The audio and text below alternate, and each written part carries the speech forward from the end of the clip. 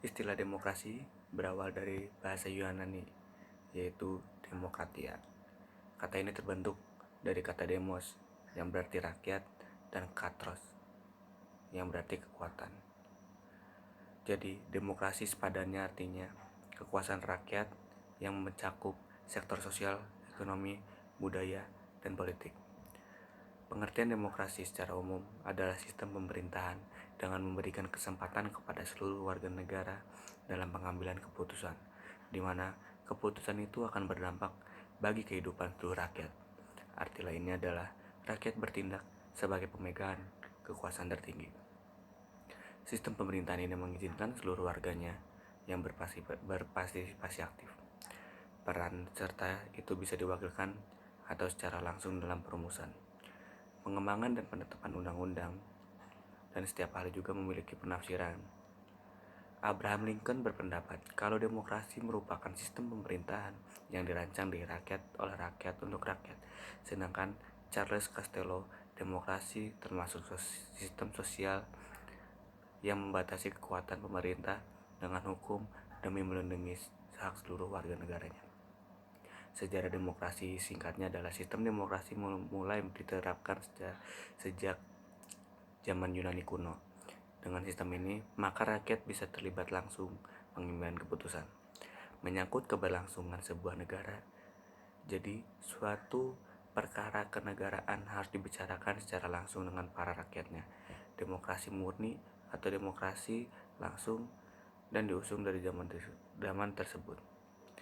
Sistem pada cangkupnya wilayah sangat luas, dengan jumlah penduduk hingga 250 juta. Sistem tersebut tidak relevan untuk ditetapkan sebagai peraturan, sehingga rakyat tidak mungkin lagi secara langsung terlibat dalam keputusan pemerintah. Oleh karena itu, pendidik sebagai perpanjang tangan dari aspirasi rakyat, kondisinya memunculkan istilah demokrasi perwakilan atau demokrasi tidak langsung. Indonesia pernah menerapkan sistem demokrasi terpimpin di era pemerintahan Soekarno, sedangkan Pancasila diusung dari pemerintahan Soeharto hingga era reformasi.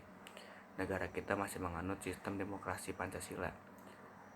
Namun pada masa reformasi ini mulai mengarah pada arti demokrasi yang sebenarnya. Namun pada reformasi ini Indonesia mulai mengarah pada arti demokrasi yang sebenarnya, karena sudah bisa melangsungkan pemilihan presiden, anggota legislatif, dan kepala daerah secara langsung. Perubahan status wilayah dan pemekaran daerah juga diberikan pemerintah pusat demi menjawab seluruh keinginan dan aspirasi rakyat. Sistem pemerintahan yang semakin adil bisa dirasakan pada penetapan demokrasi yang sekarang. Rakyat dalam mewakili para pemimpinnya secara langsung, secara leluasa, dan secara demokratif. Harapan keadilan kesejahteraan dirasakan oleh setiap warga Indonesianya dan bisa dirasakan setiap warga negaranya. Prinsip-prinsip itu adalah negara berdasarkan konstitusi. Ya, kedua, peradilan tidak memihak dan bebas. Yang ketiga adalah kebebasan berpendapat dan berserikat. Keempat, pergantian pemerintahan secara berkala. 5, penegakan hukum dan kedudukan setiap rakyat di mata hukum. 6, jaminan atas hak asasi manusia. 7, kebebasan pers. Dan ciri-ciri demokrasi lainnya. Ciri-ciri demokrasi itu dikatakan yaitu 1, seluruh keputusan yang ditetapkan oleh pemerintah, menerapkan ciri konstitusional, mempunyai perwakilan rakyat, menyelenggarakan pemilihan umum, dan terdapat sistem kepartaian.